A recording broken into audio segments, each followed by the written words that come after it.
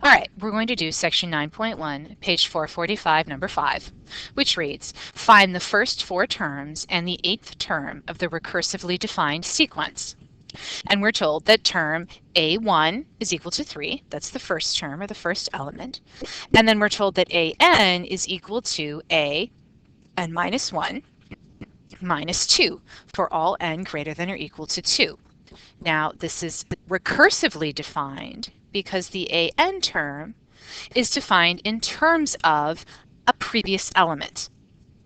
And we won't be able to use this formula, this definition or this rule for the sequence, unless we know the previous element. So our first job is to find the first 4 terms, and that's pretty straightforward. They tell us that A1 is equal to 3, and that's the first term or the first element.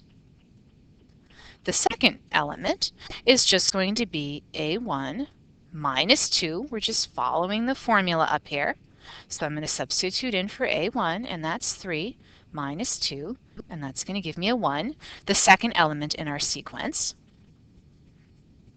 A3, I'm going to take A2 minus 2, so I'm going to have 1 minus 2, and that's going to give me negative 1. And then the fourth term, A4, is going to be A3, the term before it, minus 2, or minus 1 minus 2, and again, we've got all these negative signs here, so be careful, is equal to negative 3. So now we have the first 4 terms of our sequence, and we've done the first part of the problem. Now the second part asks us to find the 8th term. So we could keep calculating here all the way down to 8, or maybe we could be a little more clever. So let's go back to this formula here for A4, which is equal to A3 minus 2.